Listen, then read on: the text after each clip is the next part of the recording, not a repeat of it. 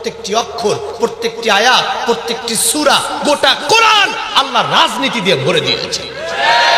মানুষের কথা, মানবতার কথা, মুক্তির কথা, মানুষের কল্যাণের কথা, রাষ্ট্র কিভাবে পরিচালিত হবে, সমাজ কিভাবে পরিচালিত হবে, ব্যক্তি কিভাবে পরিচালিত হবে, পরিবার কিভাবে পরিচালিত হবে, গোটা সমাজের সম্ভাব্য শান্তির কথা আল্লাহ কোরআনে দিয়ে দিয়েছেন। চিৎকার দিয়ে বলেন সুবহানাল্লাহ। যে চট্টগ্রামের মানুষ অধিকাংশ ইসলাম প্রিয় মানুষ, চট্টগ্রামের মানুষ অধিকাংশ কোরআন প্রিয় মানুষ। চট্টগ্রামের মানুষ কোথাও যদি কোরআনকে, আল্লাহর দ্বীনকে, ইসলামকে, নবীকে, আলেমদেরকে অপমান করা হয়, সবার আগে যেইখান থেকে বিপ্লবের স্লোগান আসে সেটা হলো চট্টগ্রাম থেকে। তারই ধারাবাহিকতায় আমার মনে আছে আপনাদের এই সাতকানিয়ায় ঘটেছিল, আমি সেই ইতিহাস আজও ভুলতে পারি না। কোরআনের ভালোবাসার কারণে একজন কোরআনের পাখিকে যখন পৃথিবীর সব পরাশক্তি এক হইয়া এই পৃথিবী থেকে নিশ্চিহ্ন করে দেওয়ার সিদ্ধান্ত নিয়েছিল, এই সাতকানিয়ায় বুকের তাজা রক্ত ঢেলে দিয়ে আল্লাহর কোরআনের পাখির জন্য তারা পাগল হয়ে গিয়েছে। কে তোরে বললো যে কোরআনের বিরোধিতা কর? কে তোরে শিখাইলো আলেমদের ধইরা জেলখানায় ঢুকাইয়া দে? কে তোরে শিখাইলো ইসলামী আন্দোলন যেগুলো করে এগুলোর কথায় কোথায় পিঠা কে শিখাইলো? কে? কত রাত টাকার নেশায় ঘুম হয় নাই, কত রাত দোকানের ব্যবসায় কেমন উন্নতি করবা শেষ করে দিছো তাই, কিন্তু একটা বার আল্লাহরে ডাকো নাই, আল্লাহর সাথে প্রেম করো নাই, তাহাজ্জুদে যাও নাই, মাথাটা ঠেকাও নাই। অথচ আল্লাহ দি খলাকা বান্দা, আমি তোরে বানাইছিলাম, আমি তোরে দুনিয়ায় পাঠাইছিলাম, আমি তোরে ইবাদতের ঘোষণা দিয়েছিলাম, সব বাদ দিয়া দুনিয়ার সব করছিস, কিন্তু নিজের জন্য করিস নাই, আমি আল্লাহরেও ডাকিস নাই। আয় খালি কবরের ভিতরে, আমি আল্লাহ তোর জন্য প্রস্তুত হয়ে আছি।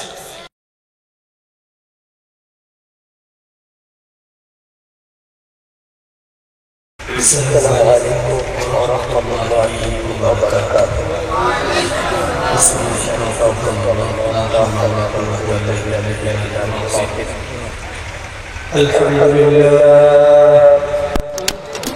الحمد لله نحمده ونستعينه ونستغفره ونعوذ بالله من شرور أنفسنا من يهده الله فلا مضل له ومن يضلله فلا هادي له ونشهد أن لا إله إلا الله وحده لا شريك له ومن يعصيهما فقد غاب.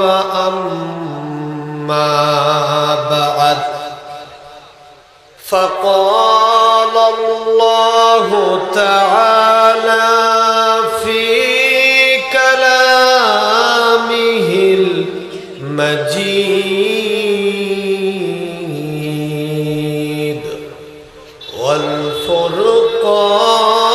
والفرقان الحميد.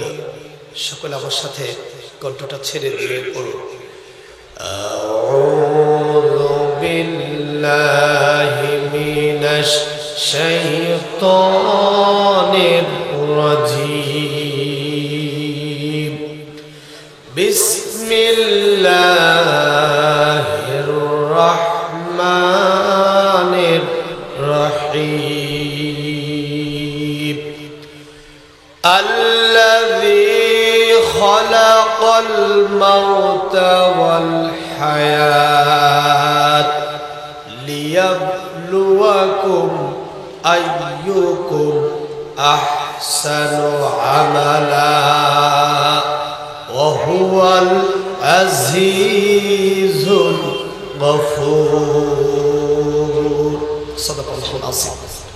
وقال النبي صلى الله عليه وسلم من مات وهو يعلم أنه لا إله إلا الله دخل الجنة وقال الله تعالى في شان حبيبه رسول الله صلى الله عليه وسلم إن الله وملائكته يصلون على النبي يا أيها الذين آمنوا صلوا عليه وسلموا تسليما اللهم سيدنا مولانا محمد وعلى آل سيدنا مولانا محمد সম্মানিত হাজির, আপনারা কি ঘুমায় আছেন সবাই? আমার কাছে মনে হচ্ছে যে আপনারা ঘুমায় আছেন আর আমি একা একা ওয়াজ করতেছি। দুরূদ হচ্ছে রাসূল আকরাম সাল্লাল্লাহু আলাইহি ওয়াসাল্লামের শানে উম্মাহের পক্ষ থেকে আল্লাহ তাআলার গোনা মাপের একটা চিরন্তন মাধ্যম।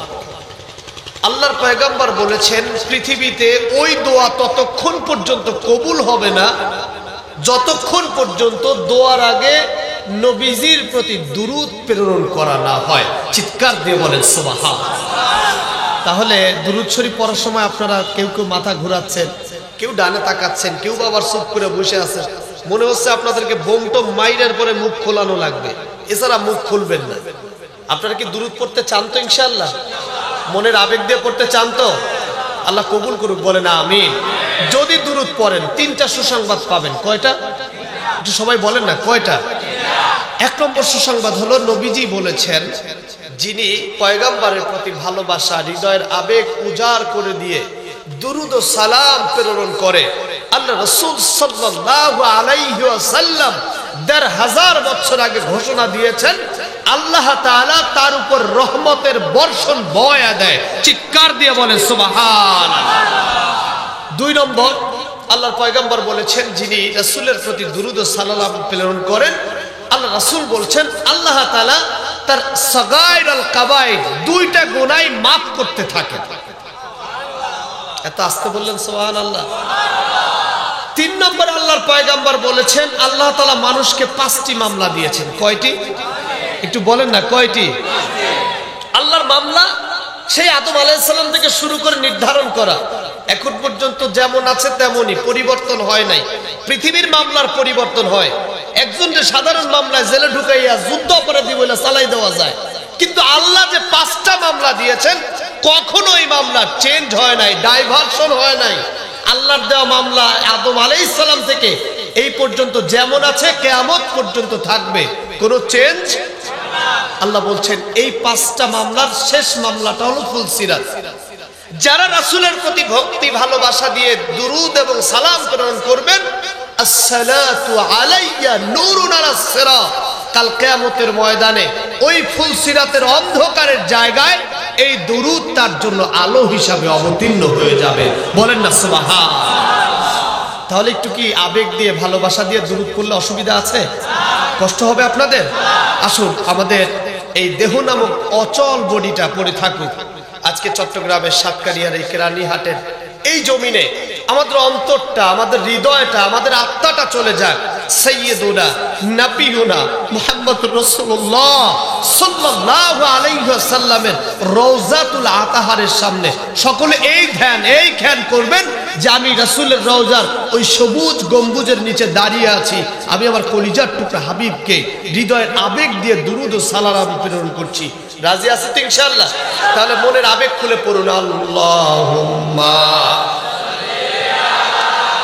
সাইয়্যিদিনা মাওলানা মুহাম্মদ ওয়া আলা আলি সাইয়্যিদিনা মাওলানা মুহাম্মদ। তুমি হলে খোদার হাবিব, তোমার তুলনা হয় না, তোমার প্রেমে আমরা পাগল, যেতে চাই সোনার মদিনা। আল্লাহুম্মা সাইয়্যিদিনা মাওলানা মুহাম্মদ ওয়া আলা আলি সাইয়্যিদিনা শাফি'ানা মুহাম্মদ। সুবহানাল্লাহ আলহামদুলিল্লাহ লা ইলাহা সুবহানাল্লাহ আলহামদুলিল্লাহ লা ইলাহা ইল্লাল্লাহ লা ইলাহা ইল্লাল্লাহ লা ইলাহা ইল্লাল্লাহ লা ইলাহা ইল্লাল্লাহ মুহাম্মাদুর রাসূলুল্লাহ সাল্লাল্লাহু আলাইহি ওয়াসাল্লাম। আজকে বাংলাদেশের ঐতিহ্যবাহী জেলা, ইসলামের এক মহান অনুভব যেই জেলার স্মৃতিচারণে মিশে আছে, চট্টগ্রাম জেলার সাতকানিয়া উপজেলার কেরানীরহাটের উত্তর ডেলিপাড়া কর্তৃক আয়োজিত ৪র্থতম ঐতিহাসিক তাফসীরুল কোরআন মাহফিলের এই সম্ভাষিত শ্রেষ্ঠতম মহাগ্রন্থ আল কোরআনের এই আয়োজনের যিনি সভাপতিত্ব করছেন, অত্যন্ত চমকপ্রদ ব্যক্তিত্ব, কেরানীরহাট ফাজিল ডিগ্রি মাদ্রাসার সম্মানিত সিনিয়র শিক্ষক, আমাদের অত্যন্ত শ্রদ্ধার ওস্তাদ হযরত মাওলানা মুহাম্মদ নুরুল হক সিরাজি মাদ্দাজিল্লাহুল আলী, আল্লাহ তাআলা তাকে হায়াতে তৈয়বা দান করুন, বলেন আমিন। আজকের মাহফিলে প্রধান অতিথি হিসেবে আসন অলংকৃত করার কথা ছিল বাংলাদেশ সরকার কর্তৃক নৌকায় নবনির্বাচিত চেয়ারম্যান 10 নং কেউচিয়া ইউনিয়ন পরিষদের সম্মানিত ওসমান আলী সাহেব। আল্লাহ তাআলা তাকেও কোরআনের মাধ্যমে এই সমাজ পরিচালনা করবার তৌফিক দান করুন, বলেন আমিন। এছাড়াও অত্যন্ত চমকপ্রদ সঙ্গীত গেয়েছেন শিল্পী তাহমিদুল ইসলাম এবং সঙ্গীত পরিবেশনা করেছেন মোহাম্মদ নুরুল আলম আরিফিন সাহেব। বিশেষ করে আজকের এই মাহফিলকে প্রাণবদ্ধ করে একটু আগে যিনি আলোচনা করেছেন, আমার অত্যন্ত চমৎকার পছন্দের, বান্দরবনে গত বছরে আগের বছর একটা প্রোগ্রামে তার সাথে ছিলাম। আপনাদের এলাকার কৃতি সন্তান, খুব চমকপ্রদ কথা বলেন এবং বাতিল কিছু কিছু হুজুরদেরকে দেখলে ভয় পায়, তার ভিতরে উনি একজন, বলেন না আলহামদুলিল্লাহ। হাফেজ কারি মাওলানা মুজিবুল হক সাহেব, আল্লাহ তাআলা তাকেও হায়াতে তৈয়বা দান করুন, বলেন আমিন। আলোচনা রেখেছেন উজির আলী চৌধুরী জামে মসজিদের সম্মানিত খতিব হযরত মাওলানা বুরহান উদ্দিন রব্বানী সাহেব। আলোচনা রেখেছেন উত্তর ডেলিপাড়া জামে মসজিদের সম্মানিত খতিব হাফেজ গিয়াসউদ্দিন সাহেব। এছাড়া আজকের মাহফিলকে যিনি প্রাণবন্ত করবেন, অত্যন্ত চমকপ্রদ মোটিভেশন স্পিক, কোরআন এবং ইসলামের স্পিক যিনি দিয়ে থাকেন, তরুণ ছাত্র বন্ধুদেরকে অনিচ্ছা, অপসংস্কৃতি এবং খারাপ থেকে যিনি ছড়িয়ে আনার প্রচেষ্টা অব্যাহত রাখছেন, জিয়া পার্ক জামে মসজিদের সম্মানিত খতিব রাজশাহী থেকে আগত হাফেজ মাওলানা আবরুল হক আসিফ সাহেব। আল্লাহ তাআলা তাকে আসবার এবং আপনাদের উদ্দেশ্যে কোরআনের আলোকে দু একটি কথা বলবার তৌফিক দান করুন, বলেন আমিন। এছাড়াও আমি যে চেয়ারে বসে আছি একদমই অযোগ্য, আমার ডানে বামে যে সকল ওলামায়ে কেরাম আছেন, আসলে তাদের সামনে চেয়ারে বসে থাকা এটা খুবই কষ্টের। সম্মানিত আসসাদায়ে কেরাম, ইতিমধ্যেই আজকের এই তাফসীরুল কোরআন মাহফিলে যারা উপস্থিত হয়েছেন, বিশেষ করে আমি দেখতে পাচ্ছি এক ঝাঁক তরুণ ছাত্র বন্ধুরা তারা উপস্থিত হয়েছেন, আমার দাড়িপাকা মুরব্বী বাবাজিরা উপস্থিত হয়েছেন। পাশের প্যান্ডেলে অবস্থানরত সম্মানিত মা ও বোনেরা, মাইকের আওয়াজ যতদূর পর্যন্ত যাচ্ছে ছড়িয়ে ছিটিয়ে থাকা সম্মানিত দিনী ভাই ও বোনেরা, প্রত্যেককে রাসূলের সুন্নাহ মোতাবেক আমি দ্বিতীয়বার সালাম প্রেরণ করছি, বলছি আসসালামু আলাইকুম ওয়া রাহমাতুল্লাহ। আপনারা সবাই কেমন আছেন? আলহামদুলিল্লাহ, আমিও ভালো আছি। মানসিক, আত্মিক সব দিক থেকে ভালো আছি, কারণ মুমিনিনরা কখনোই খারাপ থাকতে পারে। যত ঝড় আসুক, বিপদ আসুক, মুমিনিনদের বিজয় নিশ্চিত হবেই হবে ইনশাআল্লাহ, কোনো সন্দেহ। মুমিনিনরা যত বড় বিপদেই পড়ুক, মুমিনিনরা সব সময় বলে আলহামদুলিল্লাহ, বলেন না আলহামদুলিল্লাহ। তার ছোট্ট একটা উদাহরণ দেই, আমি অসুস্থ, কেউ যদি এসে জিজ্ঞাসা করে ভাই আপনি কেমন আছেন, আমি যত অসুস্থ থাকি বলি কি আলহামদুলিল্লাহ ভালো আছি। মুমিনদের সব থেকে বড় শক্তি হলো আল্লাহর প্রশংসা। সুবহানাল্লাহ বলবেন না? মুমিনরা যতগুলো বিজয় লাভ করেছে সব আল্লাহর প্রশংসা দিয়ে করেছে, বলেন না সুবহানাল্লাহ। এর জন্য যেই রব্বে কারীম আজকে এই তাফসীরুল কোরআন মাহফিলে আসবার, কিছু কথা বলবার এবং শুনবার আমাদেরকে তৌফিক দান করেছেন, আসুন না সেই রবের কুদরতি কদমে সিজদায় লুটিয়ে পড়ে বলি আলহামদুলিল্লাহ। আলহামদুলিল্লাহর আওয়াজটা একটু খারাপ হয়েছে মনে হয়, কিছু লোক বলেছেন কিছু লোক বলেন নাই। প্রশংসা হবে কার? একমাত্র প্রশংসার অধিকার রাখেন কে? পৃথিবীর যাবতীয় সব প্রশংসা হওয়া দরকার কার জন্য? তাহলে আমরা সকলে উচ্চ আওয়াজে বলি আলহামদুলিল্লাহ। এরকম আওয়াজ শেষ পর্যন্ত থাকবে তো? আমার ঘড়ি বলছে আমার সময় 40 মিনিট। আমি ব্যক্তিগতভাবে আপনারা জানেন শুধু তাফসীরুল কোরআন মাহফিলও করি না, বাংলাদেশের বিভিন্ন ইসলামী মহাসম্মেলনগুলোতে অ্যাটেন্ড করি এই জন্যই যে সারা পৃথিবীতে ইসলামের ব্যাপারে যে ষড়যন্ত্র শুরু হয়েছে, আলেমরা যদি ইসলামী সম্মেলনগুলো থেকে সরে যায়, রাজনৈতিক ব্যক্তিদেরকে, আব্দুল হক আসিফ ভাই যুবকদেরকে মোটিভেশন দেয় আর আমরা রাজনৈতিক ব্যক্তিদেরকে মোটিভেশন দেই। কেন দেই জানেন? কারণ আমি অধিকাংশ মাহফিলে গিয়ে একটা জিনিস ফেস করেছি, সেটা হলো আমরা যখন কোরআন দিয়ে কথা বলি রাজনৈতিক ব্যক্তিরা মাঝে মধ্যে হাত চাপে, মাঝে মধ্যে কানা ঘষা করে, মাঝে মধ্যে পাশের লোককে বলে হুজুর আইসি ওয়াজ করতে কোরআনের রাজনীতির কথা কয় কেন, এরকম বলে কি বলে না?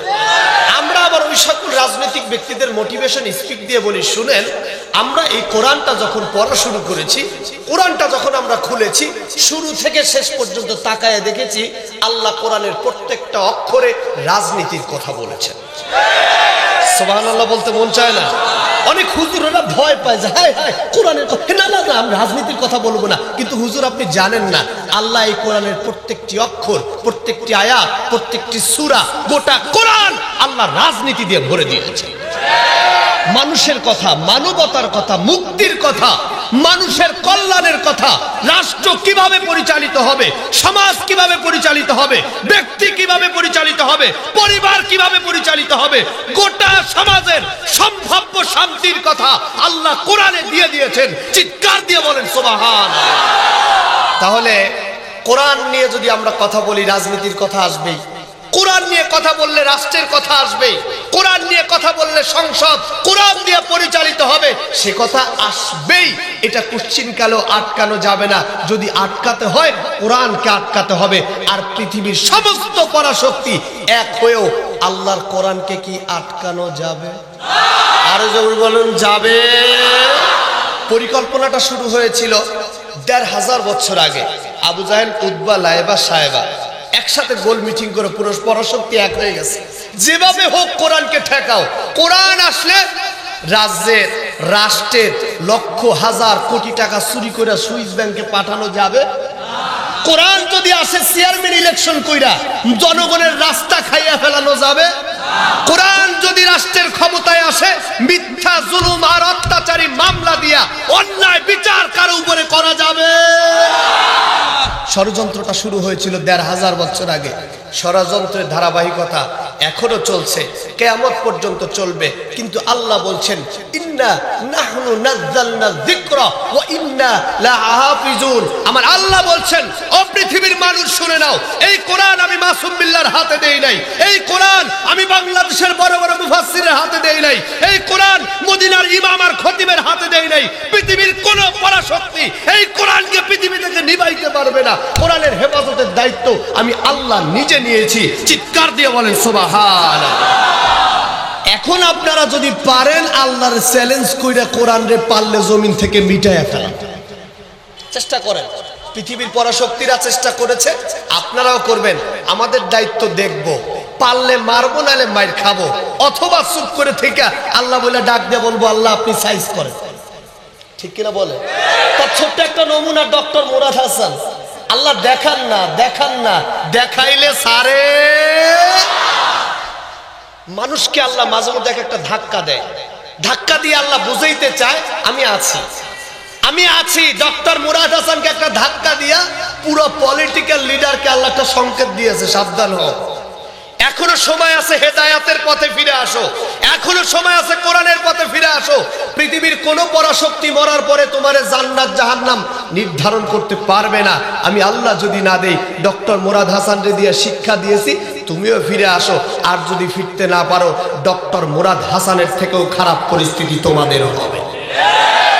সাবধান হয়ে যান। আসুন, আমরা আর ভূমিকা বাড়াতে চাই না। আমরা পবিত্র কালামুল্লাহর একটা চমকপ্রদ সূরা, 59 নম্বর সূরা, সূরার নাম হলো সূরাতুল আল মুলক। এই সূরার 2 নম্বর আয়াত তেলাওয়াত করেছি। আল্লাহ তাআলা আমাকে বলবার, আপনাদেরকে শুনবার তৌফিক দান করুন, বলেন আমিন। এই আয়াতের আলোকে দিয়ে একটি কথা বলবো, আপনারা শুনবেন তো ইনশাআল্লাহ?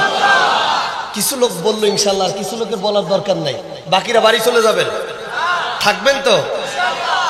এক লোক বাজারে যাচ্ছিল গরু কিনতে। গরু চিনুন তো আপনারা? সাতক্ষীরায় গরুকে কি বলে? গরুই বলে। হায় হায়, তাহলে তো এখানে আমাদের সাথে মিলে গেছে। সাতকানিয়া চট্টগ্রামের মানুষের যে ভাষা, ইল্লা মাশাআল্লাহ, আল্লাহর কি কুদরত, আল্লাহ তাআলার কি কুদরত, আল্লাহ তাআলার কি কুদরত। আজকে আমি বান্দরবনে গিয়েছিলাম, দেবতা খুমে। আমি অবাক নয়নে তাকায় দেখলাম, আজকে পৃথিবীর মানুষ স্রষ্টার প্রতি বিশ্বাস নাই, স্রষ্টার প্রতি ভয় নাই। অন্যায় অত্যাচার করতে করতে মানুষের মনটা, অন্তরটা কঠিন হয়ে গেছে। কিন্তু পাহাড়ের কাছে গিয়ে দেখেন, এই বিশাল পাহাড় প্রতি সেকেন্ড কাঁপছে, দেহ থেকে হালকা হালকা করে পানি ঝরিয়ে ঝর্ণায় প্রবাহিত হচ্ছে, আর আল্লাহর কাছে নিজেকে নুয়ে দিয়ে বারবার ক্ষমা চাচ্ছে। আর আমি আপনি মানুষ, স্রষ্টার কোনো ভয় আমাদের কাজ করে না, নাই আমাদের দিলের ভিতরে। দেবতা কমে গেলাম, এত সুন্দর করে আল্লাহ সাজিয়েছেন, বলেন না সুবহানাল্লাহ। আমার গোপালগঞ্জে শুধু শেখ মুজিবুর রহমান আর শেখ হাসিনা ছাড়া কিচ্ছু নাই। আর আপনাদের চট্টগ্রাম, কক্সবাজার, বান্দরবনে আল্লাহ পুরো নেয়ামত দিয়ে ঢেলে দিয়েছেন। চিৎকার দিয়ে বলেন সুবহানাল্লাহ। ফাঁকে বলে দিই, আল্লাহর পয়গম্বর যখন মদিনাতুল মুনাওয়ারায়, মক্কাতুল মুকাররমায় আগমন করলেন, সৌদি আরবে আগমন করার পর আল্লাহ তাআলা একটা ঘোষণা দিয়েছিলেন। আল্লাহ বলেছিলেন, নবীজি আপনি এই এলাকায় আগমনের কারণে আমি আল্লাহ তাআলা কিয়ামত পর্যন্ত মক্কাতুল মুকাররমায় কোনো দুর্ভিক্ষ দেব না, বলেন না সুবহানাল্লাহ। আল্লাহর নবীজি এসেছিলেন বোধহয় নিয়ামত, আল্লাহ তাআলা মক্কাতুল মুকাররমায় নাজিল করেছিলেন। আমি ওটাকে কিয়াস করে দেখলাম যে চট্টগ্রামের মানুষ অধিকাংশ ইসলাম প্রিয় মানুষ, চট্টগ্রামের মানুষ অধিকাংশ কোরআন প্রিয় মানুষ। চট্টগ্রামের মানুষ কোথাও যদি কোরআনকে, আল্লাহর দ্বীনকে, ইসলামকে, নবীকে, আলেমদেরকে অপমান করা হয়, সবার আগে যেইখান থেকে বিপ্লবের স্লোগান আসে সেটা হলো চট্টগ্রাম থেকে। তারই ধারাবাহিকতায় আমার মনে আছে আপনাদের এই সাতকানিয়ায় ঘটেছিল। আমি সেই ইতিহাস আজও ভুলতে পারি না। কোরআনের ভালোবাসার কারণে একজন কোরআনের পাখিকে যখন পৃথিবীর সব পরাশক্তি এক হইয়া এই পৃথিবী থেকে নিশ্চিহ্ন করে দেওয়ার সিদ্ধান্ত নিয়েছিল, এই সাতকানিয়ায় বুকের তাজা রক্ত ঢেলে দিয়ে আল্লাহর কোরআনের পাখির জন্য তারা পাগল হয়ে গিয়েছে।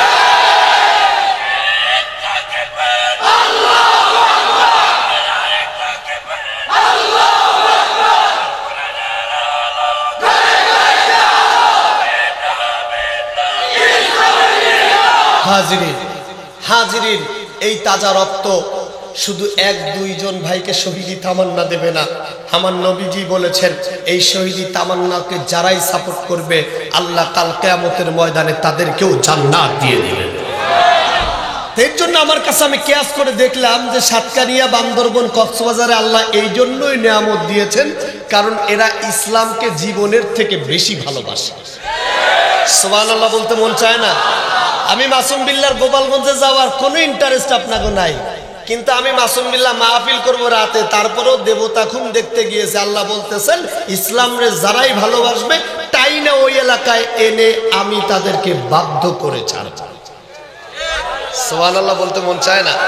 তা হাজিরিন, যেটা বলছিলাম পবিত্র কালামুল্লাহ সূরা মুলকের কথা।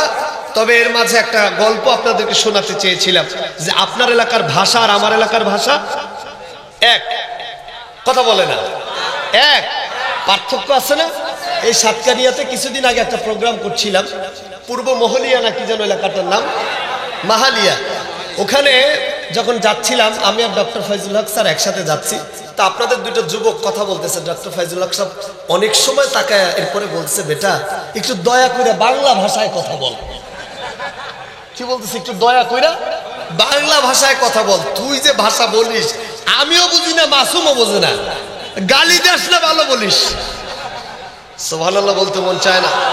তা আলহামদুলিল্লাহ এক জায়গায় মিল পেলাম। আমার এলাকায় গরুকে গরু বলে, আপনাদের এলাকায়? এক লোক বাজারে যাচ্ছিলেন গরু কিনতে, প্রতিমধ্যে বন্ধুর সাথে দেখা। বন্ধু কোথায় যাও? কয় বাজারে যাই। কি করতে যাও? গরু কিনতে যাই।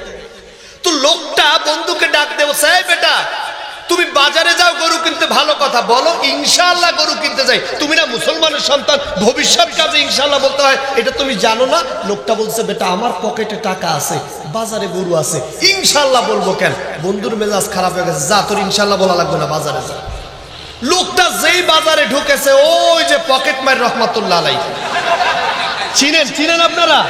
এই আল্লাহর ওলির নাম শুনেছেন? উনি বাজারে ঢোকার সাথে সাথে আল্লাহর ওলি কেসি দিয়া ইল্লা মাশাআল্লাহ পকেট টাকা, এটা যা টাকা ছিল সব নিয়ে গেছে। বেচারা যেই গরু ব্যবসায়ীর সাথে কথাবার্তা বইলা গরুর দাম টাম কমপ্লিট, এখন গরুওয়ালারে টাকা দিবে, গরুওয়ালাও টাকা নিবে। উনি পকেটে হাত দিয়ে দেখে পকেট কক্সবাজার সমুদ্র সৈকত হয়ে গেছে, কুল কেনারা পকেটে। আচ্ছা বলেন, এখন চাইলে কি আর গরু কিনতে পারবে? কারণ কি নাই? বলেন না, কি নাই? বেচারা মনের দুঃখে কষ্টে ব্যাক করছে, রিপিট ব্যাক। প্রতিমধ্যে ওই বন্ধুর সাথে দেখা। কোন বন্ধু? যেই বন্ধু বলছে ইনশাআল্লাহ বলতে।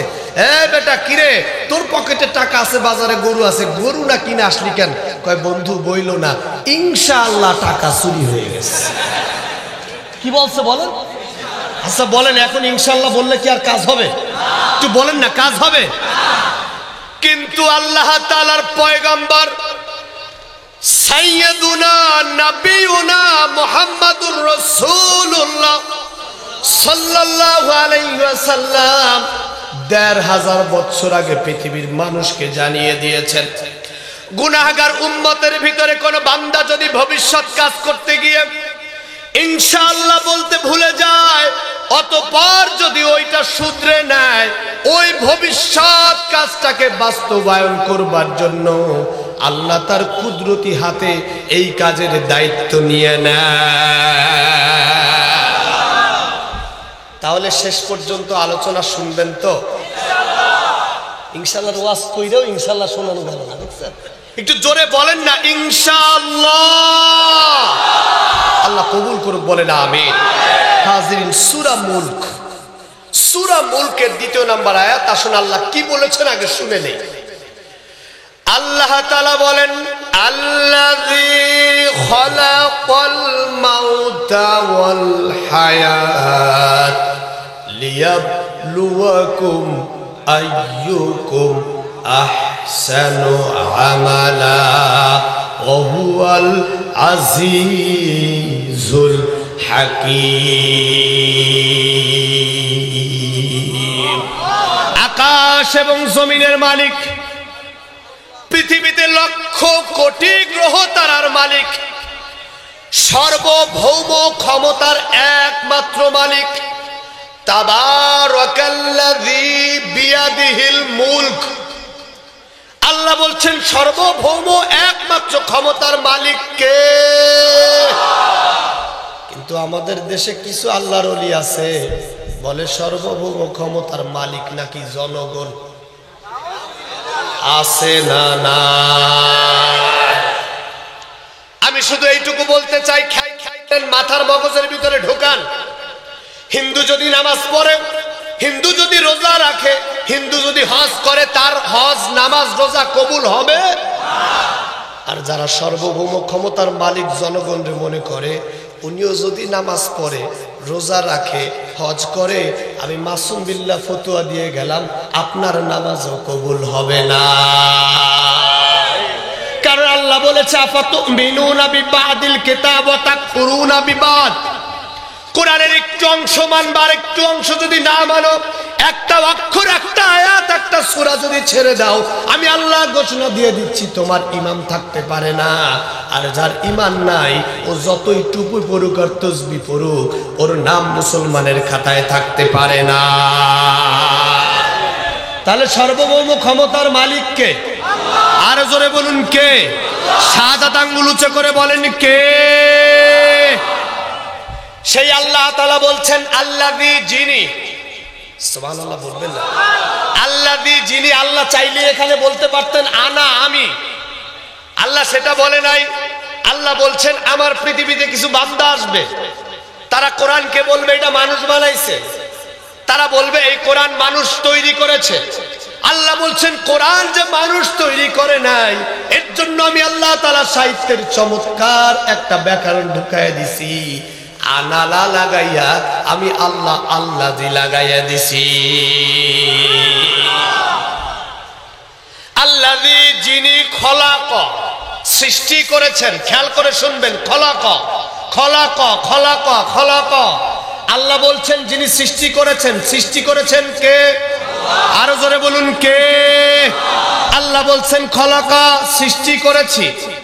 আপনি আমি তো শুধু সৃজিত হয়েছি, দুনিয়ায় এসেছি, জীবন পরিচালনা করছি, মরে যাব চলে যাব, একটা বার আপনি আমি ভাবি নাই, ব্রেনটাকে চিন্তা করাই নাই।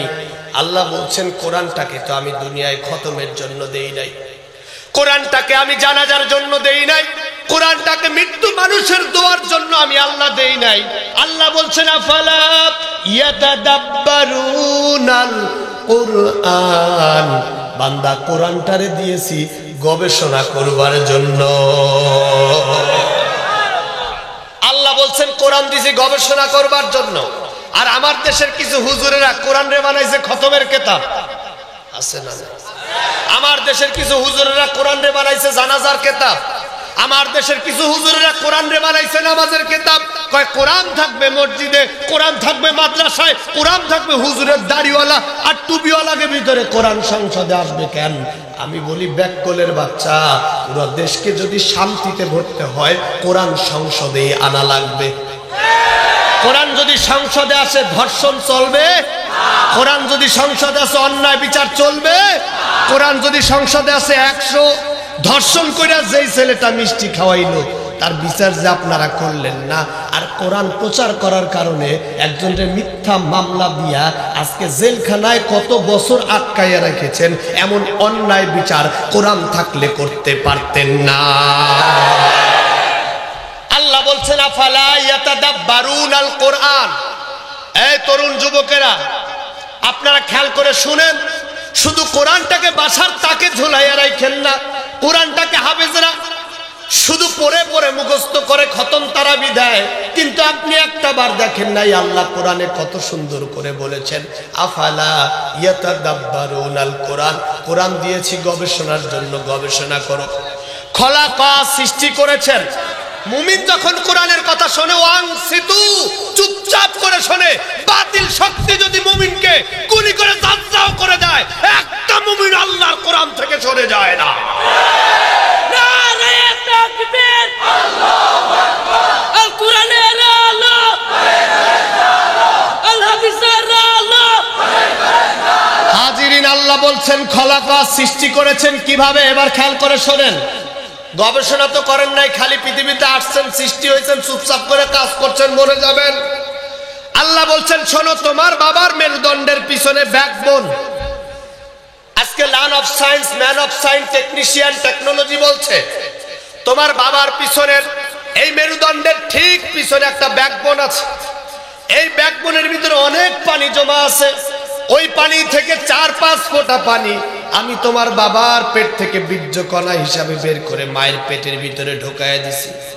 তুমি জানো না এই একটা পানিকে আমি 40 কোটি শুক্রাণুতে রূপান্তরিত করেছি। সুবহানাল্লাহ বলবেন। কত কোটি পানি? কতটুকু? 1 ফোঁটা পানি কতটুকু? আল্লাহ বলছেন 40 কোটি শুক্রাণুতে রূপান্তরিত করেছি। এরপরে আমি বলেছি দৌড়ে প্রতিযোগিতা শুরু হয়েছে মায়ের পেটের ভিতরে, দৌড়ে দৌড়ে সব শুক্রাণুগুলো ইন্তেকাল করেছে, মারা গিয়েছে, প্রতিযোগিতায় জিততে পারে নাই। একটা শুক্রাণু মায়ের ডিম্বাণু থলির ভিতরে গিয়ে পৌঁছেছে। আল্লাহ বলছেন খলাকা সৃষ্টি করলাম বান্দা। পৃথিবীর কোন টেকনিশিয়ান, পৃথিবীর কোন ক্ষমতাধর, পৃথিবীর কোন নেতা আজকে যেই নেতার কথায় যারে তারে মেরে দাও, আজকে যেই নেতার কথায় কোরআনওয়ালাদের উপর স্টিম রোলার চালাও, আজকে যেই নেতার কথায় মন চাইলে মাহফিলগুলো বন্ধ করে দাও, তুমি কি জানো না ওই যে পেটের ভিতরে আমি আল্লাহ তোমারে বাঁচাইছিলাম বিধায় তুমি বেঁচে ছিলা, ওই দিন যদি আমি চাপ দিয়ে মেরে ফেলতাম পৃথিবীর কোন নেতা তোমারে বাঁচাইতে পারতো? আল্লাহ বলছেন মায়ের পেটের ভিতরে ডিম্বাণুতে দিয়ে দিলাম।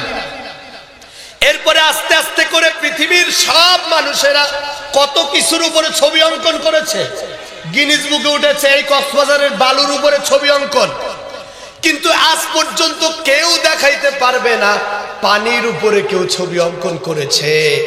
আল্লাহ বলছেন বান্দা আমি চ্যালেঞ্জ করে, পৃথিবীর সব মানুষকে চ্যালেঞ্জ করে, এক ফোঁটা একটু পানির উপরে তোমার ছবিটা আমি আল্লাহ অঙ্কন করেছি। একবারের জন্য গবেষণা করেন নাই, খলাকা খলাকা খলাকা। আল্লাহ বলছেন ওমা খলাকতুল জিন ওয়াল ইনস ইল্লা লিয়াবুদুন। আল্লাহ বলছেন পৃথিবীতে মানুষ এবং জিন আমি পাঠাইছি আমার গোলামি করবার জন্য, কিন্তু আজকে মানুষ গোলামি করে সরকারের, মানুষ গোলামি করে মন্ত্রী সাহেবের, মানুষ গোলামি করে রাজনৈতিক পদের, মানুষ গোলামি করে অন্যায় শয়তান আর তাগুতের। আল্লাহর কসম কাল কিয়ামতের ময়দানে প্রত্যেকটা গোলামির জবাব আপনাকে দিতেই হবে। আল্লাহ বলছেন গোলামি যদি করতে হয় আমার কর, শুধু আমার কর। তোর রাষ্ট্র যদি আমার বিরুদ্ধে কথা বলে এমন রাষ্ট্রকে মানার দরকার তোর নাই। তোর সরকার যদি আমি আল্লাহর বিরুদ্ধে কথা বলে এমন সরকারকে মানা দরকার নাই।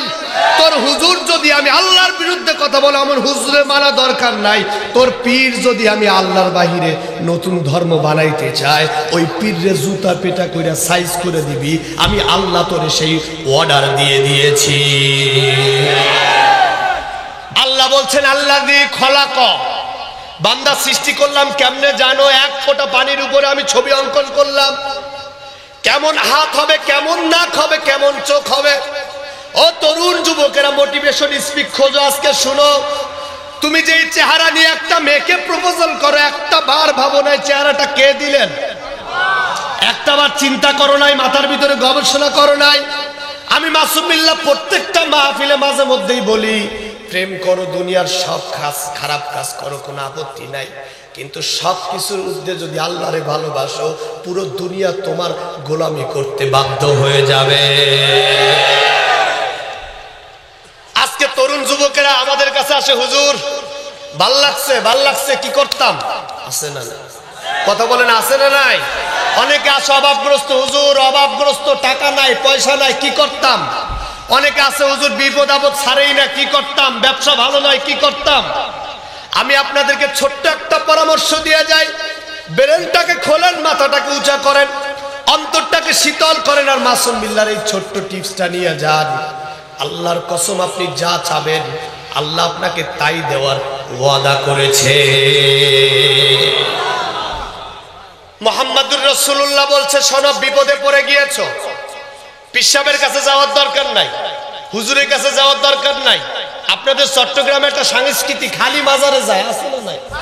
কথা বলেন আছে না নাই? আল্লাহ বলছেন খবরদার যাওয়া লাগবে না। মাজার তোমাকে কিছু দিতে পারবে? হুজুর তোমারে কিছু দিতে পারবে? পীর সাহেব তোমারে কিছু দিতে পারবে? নেতা তোমারে কিছু দিতে পারবে? নেতা পারে, কি পারে জানেন? লক্ষ কোটি টাকা যে চুরি করে এর কিছু একটা ভাগ আপনারা দিতে পারে, এছাড়া নেতা কিছু দিতে পারবে? আর পীর সাহেবরা কি করে জানেন? পীর সাহেবরা কিছু দেয় না, নেতারা এই দিক থেকে ভালো, কিছু দেয়, আর পীর সাহেবরা খালি নেয়। কথা কয় না? হুজুরেরা খালি নেয়, কিছু দেয়। আল্লাহ বলছেন শোনো, পৃথিবীর কেউ তোমাকে দিতে পারবে? মুহাম্মাদুর রাসূলুল্লাহ বলছেন তুমি বিপদগ্রস্ত, তুমি অভাবগ্রস্ত, তুমি সমস্যায় জর্জরিত, অন্তরটা দিলটা যদি তোমার কারোর জন্য মায়া লেগে যায়, কোনো কিছু করার দরকার নাই। নবী যে বলেছেন আল্লাহ তাআলা আরশে আজিমের লৌহে কুরসি থেকে একটা সময় প্রথম আসমানে অবতরণ করেন, আর এসে বান্দাকে ডেকে বলেন, বান্দা তোমার কি লাগবে আমার কাছে চাও, আমি আল্লাহ তোমারে দিতে চাই। আল্লাহর পয়গম্বর বলেছেন ওই মুহূর্তে আল্লাহর কাছে যে যা চাইবে আল্লাহ সেইটাই তাকে দিয়ে দিবে। ও তরুণ যুবকেরা, কষ্ট পেও না, মাসুম বিল্লাহর কথাটা শোনো। মন খারাপ হয়েছে, কোনো কিছু দরকার নাই। রাত্রে বেলা 12টা পার হয়ে গেলে, কত রাতই তো কত মেয়ের পিছনে কাটাইছো, কত রাত বন্ধুর জন্য কাটায়া দিছো, কত রাত নেতার জন্য কাটাইছো, হুজুরের জন্য কাটাইছো। একটা রাত যদি পারো আল্লাহর প্রেমে সাড়া দেওয়ার জন্য রাত একটায় জায়নামাজ নিয়ে দাঁড়াইয়া যাও, আল্লাহু আকবার বলে দাঁড়াইয়া যাও, সিজদায় গিয়ে আল্লাহ তাআলাকে আল্লাহ বলে ডাক দাও। নবীজি বলছেন আল্লাহ ওই ডাকটা এত পছন্দ করে, ওই বান্দার জিম্মাদারি আল্লাহ তার কুদরতি হাতে নিয়ে নেয়। আল্লাযী খলাকা, বান্দা আমি তোরে বানাইছি, আমি যেমনে চেয়েছিলাম সুন্দর হবি না কালা হবি, ধলা হবি না ফর্সা হবি। আমি আল্লাহ যারে কালা বানাইছি কোন সায়েন্স তারে সুন্দর বানাইতে পারে? তবে পারে মেকআপ। কে পারে বলেন? কে পারে বলেন? মেকআপ রহমতুল্লাহ আলাইহি আছে, উনি সুন্দর বানাইতে পারে। তবে ইল্লা মাশাআল্লাহ পানি মারলে ওই সুন্দর আর সুন্দর থাকে। আল্লাহ বলছেন কালা হবি না সাদা হবে, ধলা হবে, উঁচা হবে না বেটে হবে, মিডিয়াম হবে, সব আমি নির্ধারণ করেছি, কেউ বানাইতে পারে? এরপর আমি আল্লাহ তাআলা তোর মায়ের পেটের ভিতরে তোরে বানাইলাম, কি খাবি, কেমনে থাকবি, কিভাবে ঘুমাবি, কিভাবে দুনিয়ায় বাঁচার জন্য নিজেকে প্রস্তুত করবি। আমি আল্লাহ তোরে বিরিয়ানি খাওয়াই নেই, পোলাও খাওয়াই নেই, গরুর গোশ খাওয়াই নেই, মায়ের পচা রক্তের সাথে তোর নাভিটারে মিলাই একটা তারের কানেকশন দিয়ে দিছি। এত ক্ষমতা দেখাস, এত পাওয়ার দেখাস, এত দাম্ভিক্য দেখাস, পচা রক্ত খাইয়া তুই দুনিয়ায় আসছিস। আমি আল্লাহ তোরে বাঁচাইছি বিদায় বেঁচেছিস, আর দুনিয়ায় আইসা আমি আল্লাহর বিরোধিতা করিস। মনে রাখবি এ জীবন জীবন নয়, এ জীবনের পর আরেকটা জীবন আছে, আসতেই হবে, গ্রেফতার হইতেই হবে, হিসাব তোরে দেওয়াই লাগবে। কোথায় কোন জায়গায় কোরআনের বিরোধিতা করেছো? কোথায় কোন জায়গায় আল্লাহ ওয়ালাদের বিরোধিতা করেছো? কোথায় কোন জায়গায় ওসিরে ফোন দিয়া মাহফিলগুলো বন্ধ করে দিয়েছো? এই দুনিয়ায় কেউ না ধরতে পারলেও মরার পরে কবরে যাওয়ার পর তোর সরকার, নেতা, এমপি, মন্ত্রী, হুজুর, পীর সাহেব কেউ তোরে বাঁচাইতে পারবে না। ওইখানে একজনের রাজত্ব চলে, তিনি কে? আল্লাহ বলছেন আল্লাযী খলাকা, বান্দা মায়ের মায়ের মায়ের পচা রক্ত তোর পেটের ভিতরে ঢুকাই আমি তোরে বানাইছিলাম। তোর মায়ের দেলের ভিতরে আমি প্রসাবের যন্ত্রণা আমি আল্লাহ দিয়েছিলাম। ডাক্তাররা চাইলে সিজার করতে পারে, কিন্তু পরিপক্ক বয়স না হইলে পারে? আল্লাহ বলছেন ডাক্তারের সিজারের পাওয়ারটা আমি দিয়েছিলাম, আমি। এরপরে তোরে কেটে বের করা হলো।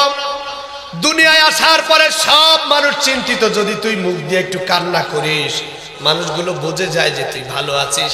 আমি আল্লাহ ফেরেশতাদেরকে দিয়া তোরে চিমটি কাটাইয়া কান্না করাইয়া দিলাম।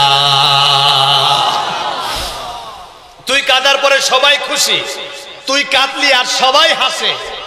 আর তুই যখন চলে যাবি, তোর জীবন যদি পরিপূর্ণ হয় তুই হাসবি, সবাই। আর তুই যদি আলেমদের বিরোধিতা করিস, কোরআনের বিরোধিতা করিস, আল্লাহর জমিনকে যদি জমিন থেকে মিটিয়ে দিতে চাস, আল্লাহর কসম দুনিয়ার সবাইও কাঁদবে, আর ফেরেশতারাও মুগুর নিয়ে বসে আছে, বাইরে তোরে সাইজ কইরা দিবে। আপনারা বোঝেন না, বোঝেন না, বোঝেন না, আপনাদের বুঝ মাথায় নাই। আপনারা একটা বার ভাবেন না নেতার কথায়, নেতা বলল অমুকরে মাইরে দাও, মাইরে দিলেন, কারণ নেতা আপনারে প্রোটেক্ট দিবে, কিন্তু মৃত্যুর পরে কবরে আপনার নেতা যাবে? আরো জোরে বলুন, যাবে? মরে গেছেন, কবরে লাশ নিয়ে যায়, নেতা বলবে র‍্যাব পুলিশ ডাকো, মুনকারের কি ফেরেশতা যেন আসতে, করেনি কি? কথা বলে না, করেনি কি?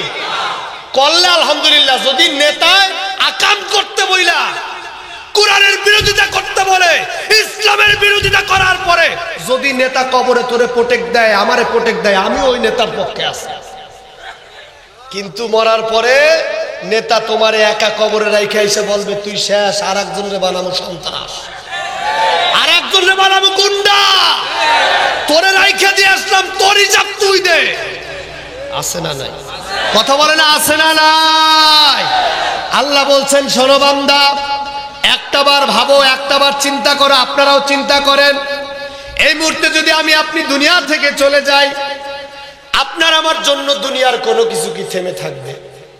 একটু জোরে বলেন, থেমে থাকবে। আপনি ইন্তেকাল করার পরে মা কাঁদবে, বাবা কাঁদবে, সন্তান কাঁদবে, ভালোবাসার কলিজার টুকরা স্ত্রী যে হাতে হাত রেখে বলেছিল আল্লাহর কসম কোনোদিন আপনাকে ছেড়ে যাব না, আপনি মরে যাওয়ার পর ওই স্ত্রীও আপনারে কবরে রেখে আসবে, কলিজার টুকরা মাও কবরে রেখে আসবে, পৃথিবীর সব নেতা এমপি মন্ত্রী কবরে রেখে আসবে। আর আমার আল্লাহ বলতেছেন শুরুতেও আমি ছিলাম, এখনো আমি আছি, তোরে জান্নাতে নেওয়া পর্যন্ত আমি আল্লাহ তোর সাথে থাকব। এরপরেও কেমনে আপনি আল্লাহর বিরোধিতা করেন? এরপরে কেমনে আপনি আল্লাহর কোরআনের বিরোধিতা করেন? আল্লাহ বলছেন ইয়া আইয়ুহাল ইনসান মা গররাকা বিরাব্বিকাল কারীম। ও মানুষ, কিসে তোরে আমার থেকে দূরে সরাইয়া দিল? কে তোরে বললো যে কোরআনের বিরোধিতা কর? কে তোরে শিখাইলো আলেমদের ধইরা জেলখানায় ঢুকাইয়া দে? কে তোরে শিখাইলো ইসলামী আন্দোলন যেগুলো করে এগুলোর কথায় কোথায় পিঠা কে শিখাইলো? কে? তুই জানিস না যারা কোরআনের পক্ষে হয়ে মরে যায় ওরা শহীদ, যারা কোরআনের পক্ষে হয়ে জেলখানায় আছে আমি আল্লাহ তাদের জিম্মাদার হয়ে গেছে, যারা ইসলামী আন্দোলন করে মায়ের জুলুম সহ্য করে মনে রাখে যে এই দুনিয়ার পরে তাদের জন্য আমার অঢেল নিয়ামতের জান্নাত আমি আল্লাহ প্রস্তুত করে রেখেছি। আল্লাহ বলছেন আল্লাযী খলাকা, বান্দা বান্দা বান্দা সৃষ্টি আমি করছি, তোর নেতা করে নাই, পীর করে নাই, হুজুর করে নাই, কেউ তোরে করে না, আমি করছি। এই যে চিৎকার দিয়ে কান্না করলি পেট থেকে বের হওয়ার পরে কে তোরে দৌড় দেওয়া শিখাইলো? কে তোরে কথা বলতে শিখাইলো? কে তোরে দেখতে শিখাইলো? আমি আল্লাহ যদি জবান বন্ধ করে দিতাম, যেই জবান দিয়ে আজকে হুজুরদের হাত পাও ভেঙে দিতে চাস, ওই জবান যদি আমি না দিতাম, কে হাত পাও ভাঙার জবান তোরে দিত? আল্লাহ বলছেন শোনো, দুনিয়ায় আমি যা চাই তাই হয়। সুবহানাল্লাহ বলবেন না? আমি যা চাই তাই হয়। পৃথিবীতে আমি মানুষকে সাময়িক সময় ছেড়ে দিয়েছি, করো যা খুশি করো, লিয়াবলুয়াকুম আইয়ুকুম আহসানু আমালা, ভালো মন্দর পরীক্ষা ছেড়ে দিছি, কর যা মন চায় কর। কিন্তু ঘড়ির মূল সুতাটা আমার হাতে, হায়াতের রিস্ট্রিকশনটা আমার হাতে, হায়াতের সীমানাটা আমার হাতে। আমি আল্লাহ যখন ধরে টান দেব, আমি আল্লাহ যখন ধরে টান দেব, পৃথিবীর কেউ তোরে বাঁচাইতে পারবে। আজকে পৃথিবীর নাস্তিক্যবাদ যারা, হিউম্যানাইট যারা, তারা বলে there is no God, nothing unseen, যা দেখি না তা বিশ্বাস। এরকম জালেমও আছে না নাই? আরো জোরে বলুন, আছে না নাই? পৃথিবীতে মানুষ তিন শ্রেণীর। কয় শ্রেণীর? একটু জোরে বলুন, কয় শ্রেণীর? এক শ্রেণী বলে there is no God, nothing unseen, যা দেখি না তা মানি। আর আরেক শ্রেণী আছে, তারা স্রষ্টা বলতে কিচ্ছু মানে না, আবার শয়তানের দল করে, আল্লাহর দল করে, তাদেরকে বলা হয়েছে মুনাফিক। আর তিন নম্বরের কাতারে মুমিনিন, মুসলমান, তারা জীবনের প্রতিটা মুহূর্তে রব মানে কাকে? আরো জোরে বলুন, কাকে? মাইর খাক, মরে যাক, জেলখানায় যাক, ফাঁসি হোক, রক্তে রঞ্জিত হয়ে যাক, তবু আল্লাহ ছাড়া তারা কাউকে রব মানে না, তাগুতের গোলামিও করে না, নিজের রক্ত বিন্দু কণিকা থাকা অবস্থায়ও আল্লাহর কোরআন থেকে এক চুলো সরে যায় না। আল্লাহ বলছেন শোনো দুনিয়ার মানুষ, মন দিয়ে শোনো, মাথাটা দিয়ে ভাবো। আমি যে গবেষণা কেন করতে বললাম একটাবার ভাবো, চিন্তা করো।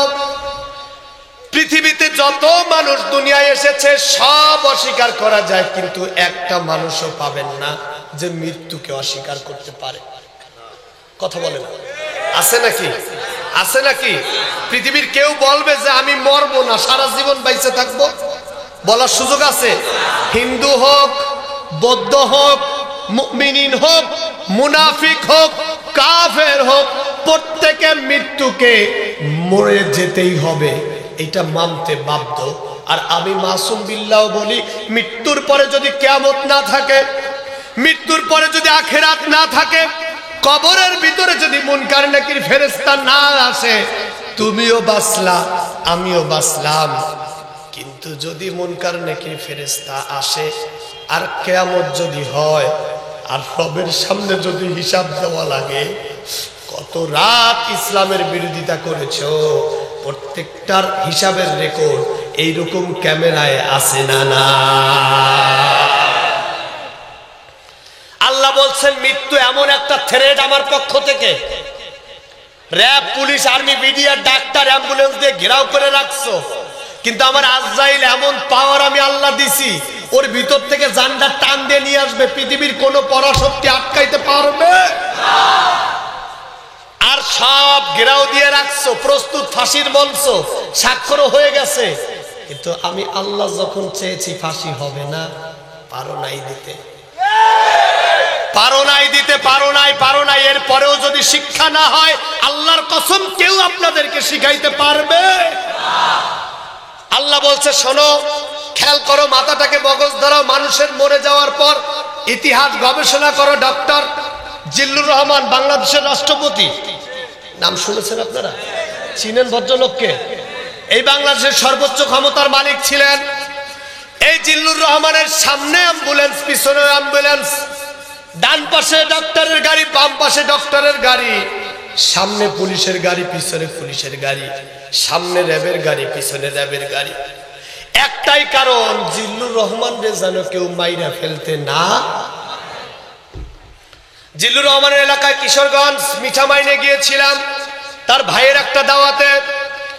করুণ দৃশ্যের কথা শুনলাম। এত নিরাপত্তা, একটাই কারণ, আজরাইল যেন ঢুকতে না পারে, পলিটিক্যাল কেউ যেন এসে মারতে না পারে, সর্বোচ্চ ক্ষমতার মালিক যিনি, তিনি যেন শেষ না হয়ে যায়। আল্লাহ বলতেছেন তোমরা তো খেলো, আর আমি খেলা যদি শেষ করে দেই, পৃথিবীতে কোনো খেলাই থাকে না। বঙ্গবন্ধু এভিনিউর প্রোগ্রাম শেষ করে একটু মোড় আছে একটা, এই মোড়ে যখন জিল্লুর রহমানের গাড়ি ঢুকেছে, ঘুরেছে, বুকের বাম পাশে হালকা করে হাত দিয়ে গাড়ির উপরে জিল্লুর রহমান শুয়ে পড়েছে। গাড়িগুলো সব দাঁড়াইয়া, ডাক্তার সহ অ্যাম্বুলেন্স হাজির, কারণ জিল্লুর রহমানের বাঁচাইতে হবে। ডাক্তার জিল্লুর রহমানকে পর্যবেক্ষণ করে বলতেছে রাখা যাবে না, সিএমএস এ নিতে হবে, নাহলে বাঁচানো যাবে। নিয়ে যাওয়া হলো সিএমএস এ।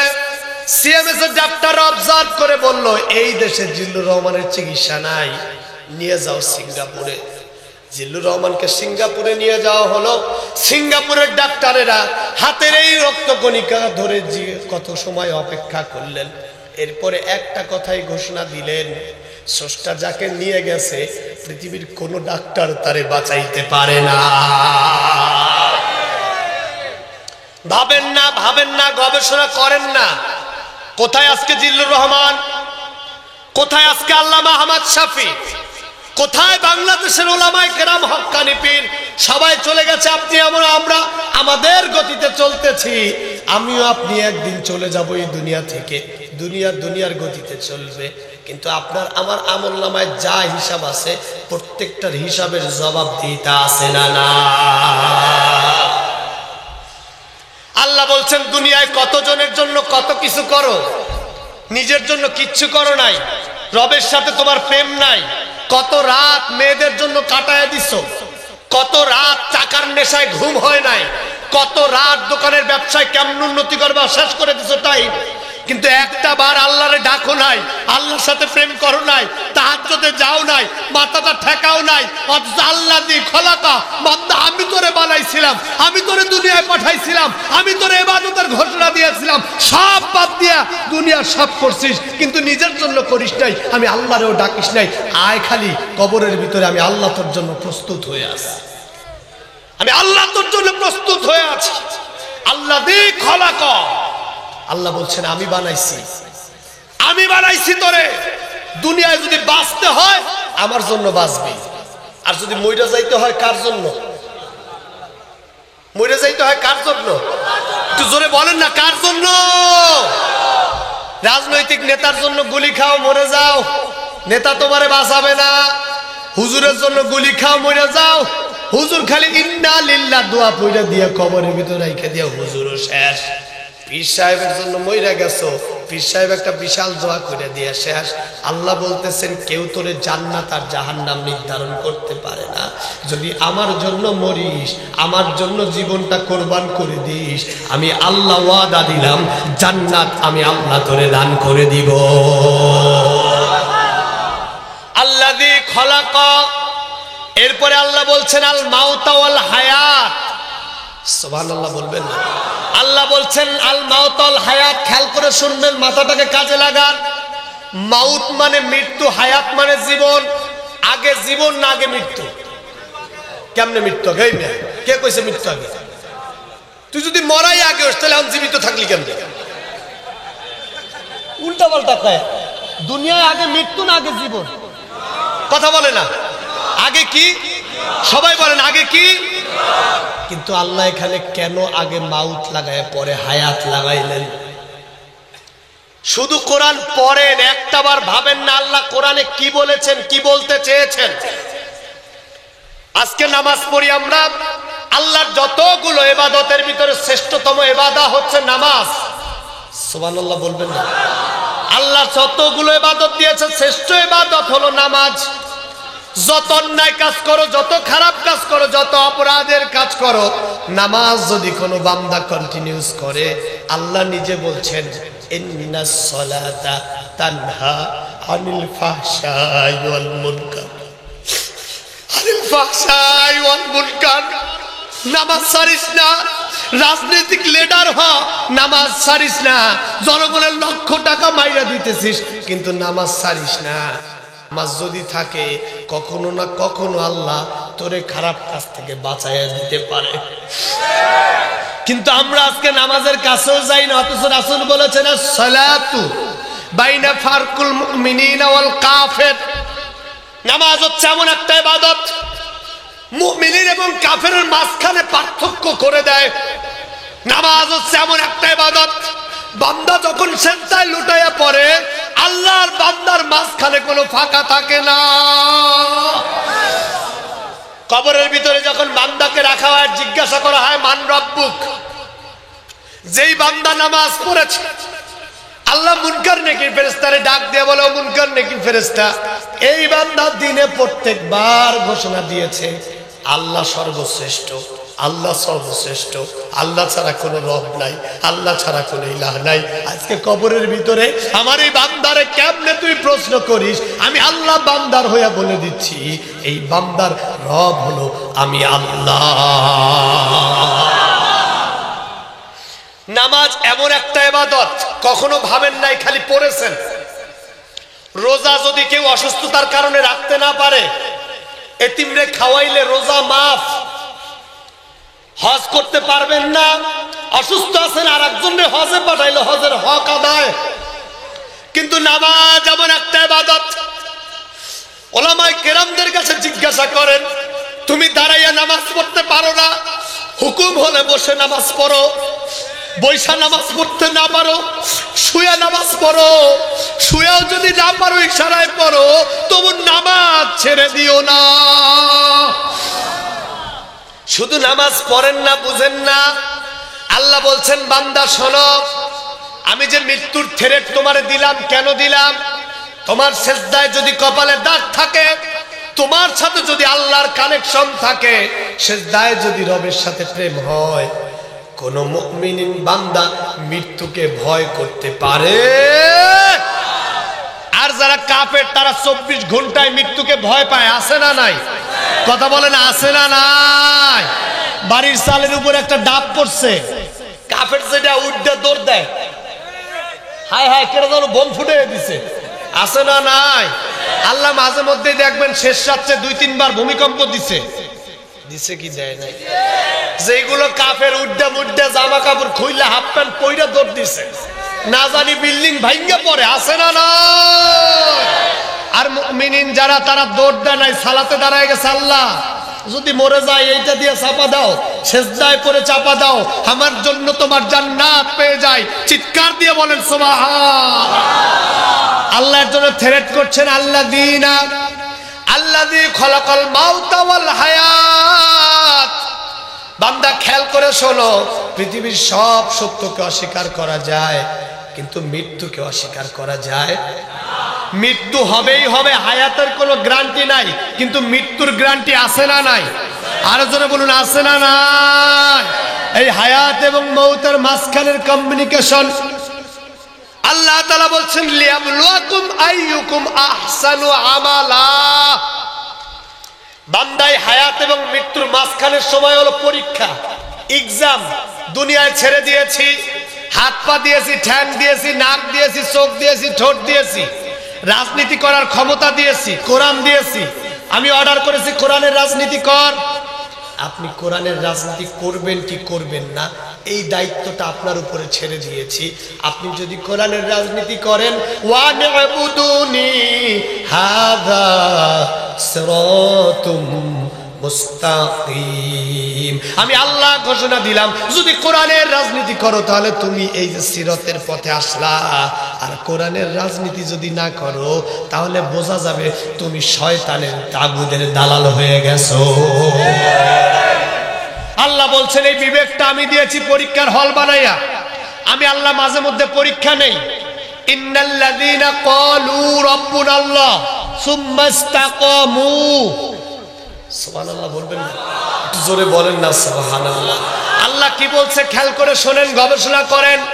ইন্নাল্লাযীনা ক্বালু, নিশ্চয়ই যারা বলে রাব্বুনাল্লাহ, আমাদের রবকে, আরো জোরে বলুন কে?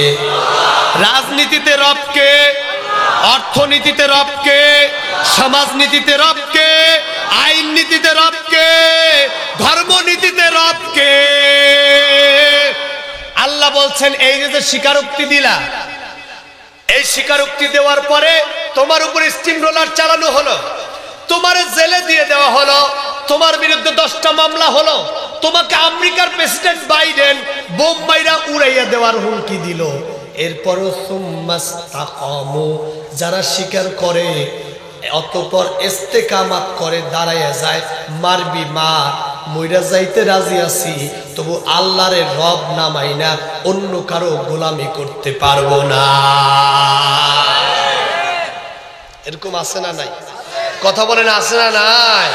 আমার বাংলাদেশ দিয়ে উদাহরণ দেই, একদল আপনারা যা করবেন আমরা আছি, কোরআনের বিরুদ্ধে দুনিয়ার সব করেন, তারপরও আপনাদের দলেই আছি, খালি খেয়াল রাখেন আমাদের রাজনীতি যেন ঠিক থাকে।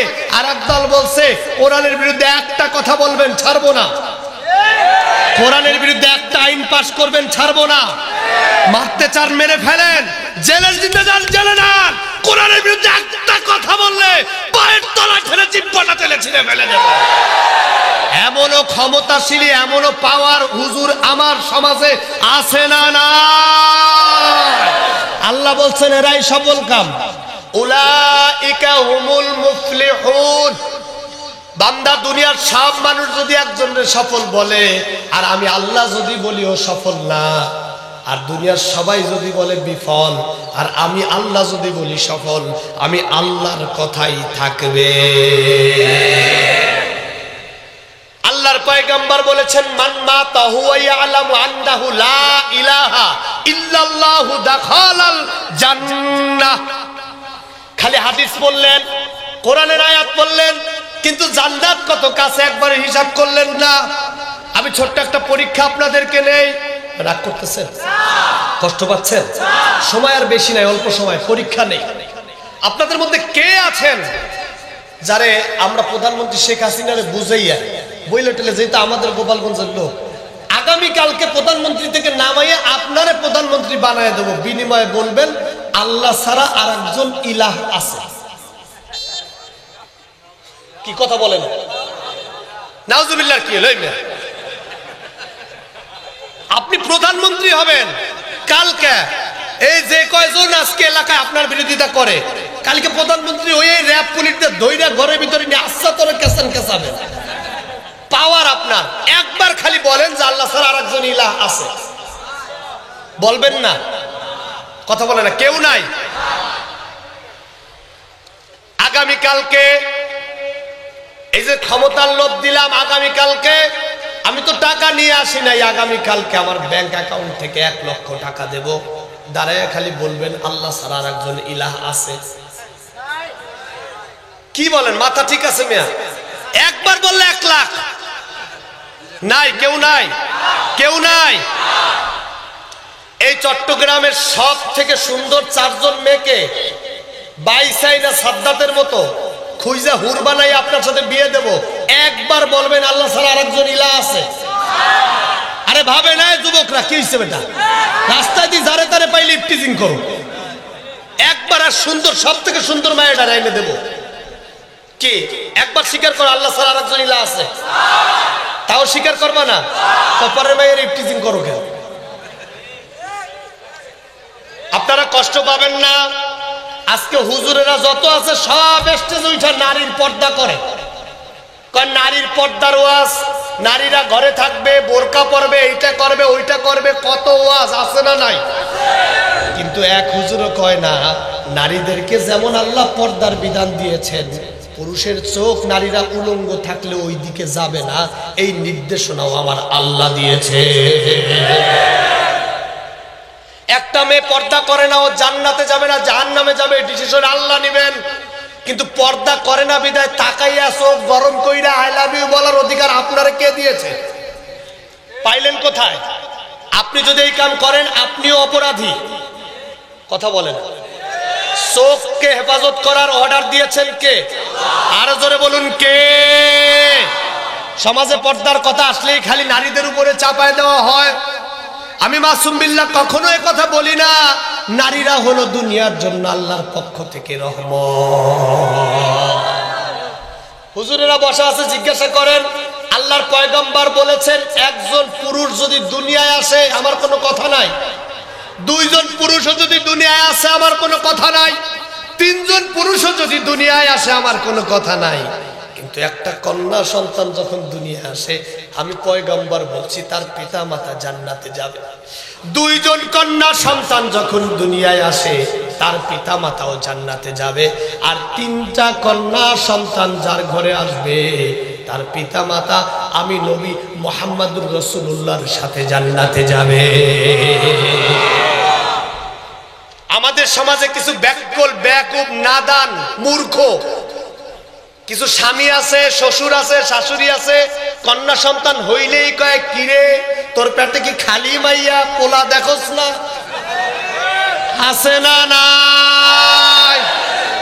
ওই যে আল্লাহ বলেছিলেন আল্লাহ যে খলাকা বানানোর কাজ তো আমার, আমি পোলা দিলাম, কোন টেকনিশিয়ানের ক্ষমতা নেই ওইটারে মাইয়ারে ডাইভার্ট করতে। আবার আমি মেয়ে দিলাম, কোন টেকনিশিয়ানের ক্ষমতা নাই ওইটারে পোলা বানাইতে। এর জন্য খবরদার কন্যা সন্তানকে অবহেলা করবেন না, কন্যাদেরকে অবহেলা করবেন না। তরুণ যুবকরা আছেন, ছোট্ট একটা কথা বলে দেই, যৌবন আল্লাহ দিয়েছেন, ভালো লাগাও আল্লাহ দিয়েছেন। যদি কারো মেয়েকে পছন্দ হয়ে যায় রাস্তায় দাঁড়ায় টিজিং করার দরকার নাই, তাহাজ্জুদে দাঁড়ায় যান, সিজদায় পড়ে আল্লাহরে ডাক দিয়ে বলেন আল্লাহ আব্দুল কুদ্দুসের মেয়ে ফাতেমা এত সুন্দর চমৎকার চেহারা, ওরে দেখে মনটা পাগল হয়ে গেছে, দিলটা অন্তরের ভিতরে প্রেমের বাজনা শুরু হয়েছে। রব্বে কারিম তুমি যদি উপহার দাও পৃথিবীর কে আছে ঠেকাইতে পারে, আর তুমি যদি ফিরাইয়া নাও পৃথিবীর কে আছে দিতে পারে।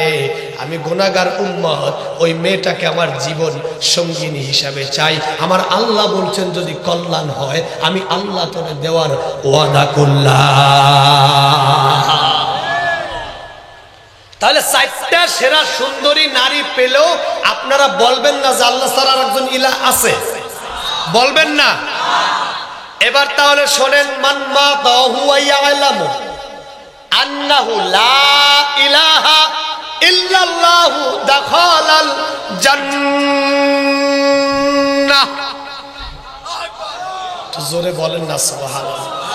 আমি এখন এমন একটা সুখবর দেব, আমি চাই সুবহানাল্লাহটা যেন আকাশ এবং জমিনের মাঝখানে দাও দাও করে জ্বলতে থাকে।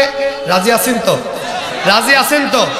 আমার আল্লাহ বলেছেন শোনো, ক্ষমতার লোভ দেওয়া হলো, টাকার লোভ দেওয়া হলো, নারীর লোভ দেওয়া হলো, এরপরেও যারা আমি আল্লাহকে আল্লাহ বলে স্বীকার করছে, আমি আল্লাহ ওয়াদা করলাম দুনিয়ায় ওই সকল মানুষগুলো জান্নাতে যাবে।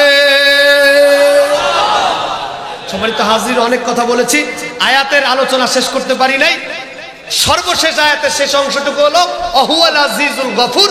আল্লাহ বলছেন বান্দা যদি ভালো কাজ করতে পারো তাহলে আমি তোমাকে সম্মানিত মানুষ হিসাবে, সম্মানিত রব হিসাবে আমি তোমারে ক্ষমা করে দেবো। বলে সুবহানাল্লাহ। তাহলে আজকের আলোচনায় যা কিছু বললাম শুনলাম আল্লাহ এই আলোকে জীবন পরিচালনা করবার তৌফিক দান করুক, জীবনটাকে সুন্দর করবার তৌফিক দান করুক, পরবর্তী আলোচকের আলোচনা শুনে বাড়ি যাওয়ার তৌফিক দান করুক।